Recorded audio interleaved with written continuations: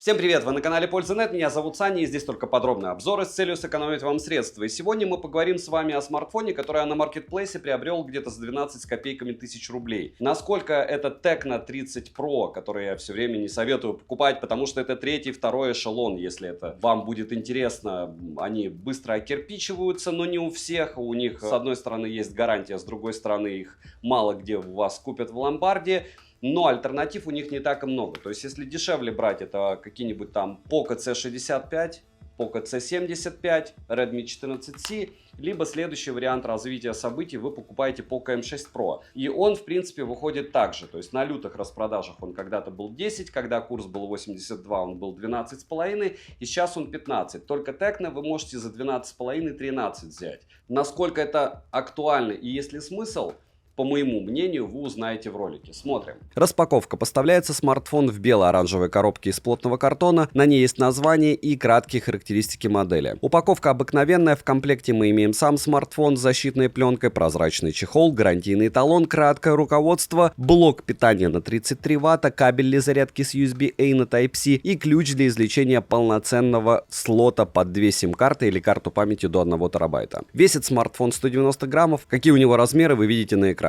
7 обзоров в неделю выгружаю и ежемесячно разыгрываю по одному смартфону Poco X6 Pro. Для участия в розыгрыше необходимо подписаться на этот YouTube канал с колоколом, оставить любой осмысленный комментарий больше 5 слов и либо в комментарии, либо в описании своего канала указать свое имя в телеге, и вы автоматически в розыгрыше. Все розыгрыши в конце каждого месяца на стриме. Еще необходимо подписаться на телеграм-канал скидок. Чтобы участвовать в розыгрыше iPhone 16 на Новый год, нужно посмотреть условия в ролике по ссылке в описании. В принципе, все. Перейдем к обзору. Приобрести Spark 30 Pro можно в черной и белой расцветке. Дизайн модели, как и дизайн большинства других моделей от Tecno, интересный. Выглядит смартфон хорошо, но рамки пластиковые, как и тыльная часть. Собрана модель неплохо, и люфта у кнопок нет. Плюс есть защита от влаги и пыли по стандарту IP54. Да, минимально, но хоть что-то. Грани прямые, со слегка закругленными краями. В руке лежит смартфон хорошо, но без чехла он скользкий. На корпусе расположили кнопку питания, качели регулировки громкости, разъем USB Type-C OTG версии 2.0, мини-джек на 3,5 мм, который установлен максимально несимметрично, микрофоны и стереодинамики с поддержкой технологии Dolby Atmos. В настройках звука можно найти предустановки звучания под разные сценарии использования, но кастомного эквалайзера здесь нет. Качество звука изначально кажется неплохим, плюс за то, что установлено 2 основных динамика, но перекос по громкости между динамиками есть. Ко всему, верхний динамик звучит менее качественно, чем нижний, а также меньше низких частот. Вибромотор, по моему мнению, очень простенький, плюс не настраиваемый. Летим дальше. Смартфон оснащен AMOLED-дисплеем на 6,78 дюйма с разрешением 2436 на 1080 пикселей, плотность пикселей 393 ppi и частоту обновления экрана максимум 120 Гц. В настройках можно выбрать 90 Гц, 60 Гц и автоматический режим. Яркость на 100%, по моим замерам, в среднем 800 люксов. В режиме высокой яркости экран выдает в пике 1200 люксов. Показатели шима хорошие, выше 20% шим не поднимается при измерении прибором Radex. Технология Always On Display на борту, но AOT неполноценный. Также есть функция Dynamic Port для отображения различной информации с помощью анимации в области фронтальной камеры, как у яблок. А вот то, что AOT обрезан, это, конечно, очень печально. Мультитач есть, и экран спокойненько откликается на 10 касаний одновременно. Далее, разблокировать экран можно при помощи сканера отпечатков пальцев, внедренного под экран распознаванием лиц и стандартными способами разблокировки. Все способы разблокировки отрабатывают отлично, только вот функция распознавания лиц слегка подтормаживает иногда. Биометрические данные можно внести одного лица, отпечаток пальца можно зарегистрировать 5 раз. И, к сожалению, 5 раз один и тот же отпечаток зарегистрировать тоже можно, хотя, с другой стороны, также у нас и у Xiaomi. Летим дальше. Процессор установлен MediaTek Helio G100 с техпроцессом 6 нанометров, с 8 ядрами и максимальной частотой 2,2 ГГц. Графический процессор Mali G57 MP2, оперативная память LPDDR4X на 8 ГБ, внутренняя память UFS 2.2 на 128 ГБ и 256 ГБ. Операционная система HiOS 14 на базе Android 14 версии. В настройках можно обнаружить Android Auto, игровой режим и не только. В целом, на удивление, система работает без подвисаний, сам интерфейс привычный, и не сказал бы, что самый печальный, который я встречал, но очень раздражают предустановленные приложения. С другой стороны, по поводу приложений все как у всех плюс-минус, потому что это версия Global. Далее, по связи имеется поддержка Wi-Fi 5 серии, 4G сетей и ниже. Датчик приближения работает отлично, он физически, скорее всего, связь смартфон ловит стабильно хорошо, Bluetooth чип установлен версии 5.3, аудиокодеков на борту предостаточно. NFC-модуль в наличии, на данный момент для оплаты NFC-модулем можно установить MirPay. GPS-тест показывает точность в 1 метр, но GPS однодиапазонный, что в принципе неудивительно за эту стоимость. Емкость аккумулятора 5000 мАч, в PC-марке смартфон выдал 6 часов 55 минут, почти как у меня Asus ROG Phone 9, который я сейчас сгоняю. Тест проводился со 120 Гц и 100% яркости фиксированными. Tecno Spark 30 Pro поддерживает быструю зарядку до 33 Вт и заряжается смарт от 0 до сотки за 1 час 40 минут. Не быстро, но что есть. Смарт имеет два режима скорости зарядки. Это умный режим с интеллектуальной регулировкой скорости и низкотемпературный режим. Ко всему в настройках есть обходной режим для питания напрямую от адаптера на материнскую плату в обход заряда аккумулятора, за что однозначно бесконечный плюс. Обходная зарядка — это круто. За час просмотра видео на YouTube уходит не больше 5% заряда, в играх за час уходит от 20 до 30% заряда в зависимости от игры. Игровая панель стандартная, настроек в ней достаточно. Подобные игры, как Wild Rift, PUBG New State и даже Genshin Impact играть можно. Но сенсорный отклик плохой. В шутерах с этим, разумеется, огромные проблемы. Кайфа от игры не будет. Подвисание, низкое качество графики и все остальное, разумеется, на месте. Но из тех игр, которые я играл, смартфон хорошо вывозит. Wild Rift играть было в целом комфортно. Тач не залипал и яркость смартфон в нем не сбрасывал. Переходим к тестам. Throttling тест я проводил на 100 потоках при 60 минутах, 193 гипса минимум, максимум 217 гипсов и в среднем 208 гипсов. В Geekbench 6 в CPU Single Core 739, в CPU Multicore 2014. Сколько он везде всего выбивает, вы видите, но особо хочу отметить, что в Antutu он выдает 429 тысяч попугаев, Storage Test показывает 47 тысяч. И в принципе, самое главное, что стабильность более-менее. Как он прошел 45-минутный стресс-тест Antutu, вы видите на экране, в целом все ожидаемо. Перейдем к камерам. С тыльной части установлена LED-вспышка, вспомогательный сенсор, основной сенсор от Samsung на 108 мегапикселей с апертурой 1.9. Цифровой стабилизацией и максимальным разрешением для видеосъемки 2К 30 FPS. Также есть 1080p 60 FPS и ниже. Фронтальный сенсор на 13 мегапикселей с максимальным разрешением для съемки видео 2К 30 FPS. Суперстабилизация работает в разрешении 1080p 30 FPS. Без этой стабилизации картинка дерганая и с рук снимать невозможно. В целом качество видео вы уже могли оценить. Думаю, что с учетом того, за сколько можно приобрести данную модель, все очень даже неплохо. По фото дела обстоят, как по мне, хорошо, примеры сейчас вы увидите. Минусы: качество звука оставляет желать лучшего, при том, что здесь оно стерео. Операционная система требует доработки, часто встречается брак от данного бренда. Плохой ночной режим съемки, мини-джек установлен несимметрично, нет стабилизации видео при 2К 30 FPS и 1080p 60 FPS. Цену можете посмотреть по ссылке в описании к видео. Не забудьте подписаться на телеграм-канал скидок взаимопомощи и мой личный телеграм-канал по ссылкам в описании. Там много всего полезного. И этим вы очень сильно поможете проекту. Резюмировать я бы хотел довольно просто. Вот смотрите, вот подобные смартфоны до 10 тысяч рублей. Это чистой воды боль. У первого эшелона, у второго, у третьего. Если говорить по поводу Tecno, что бы я взял, его или Poco M6 Pro, однозначно Poco M6 Pro.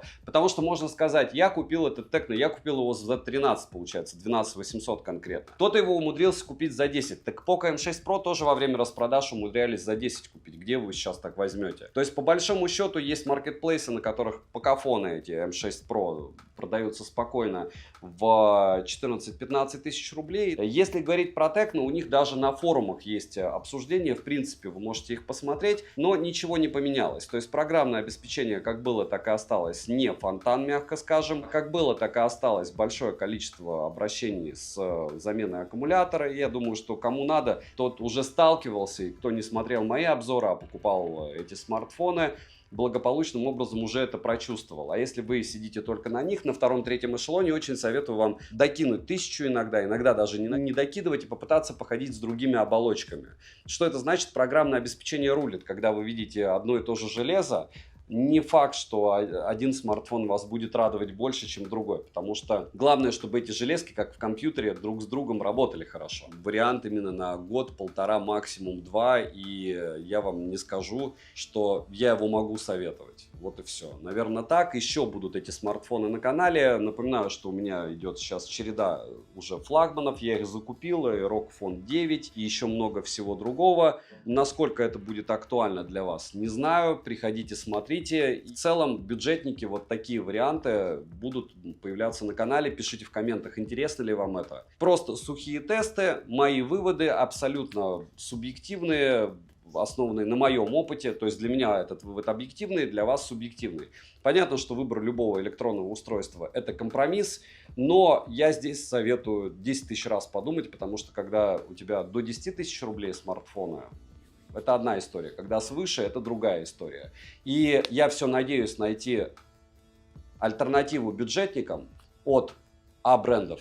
Пока найти не могу. Но купил уже много всего. Я думаю, что постепенно мы пройдем весь рынок и с вами решим, стоит ли что-то приобретать или нет. Этот смартфон можно рассмотреть в покупке. Девайсу от меня скорее нет, потому что есть Poco, есть Realme. Добра и удачи вам, дорогие друзья.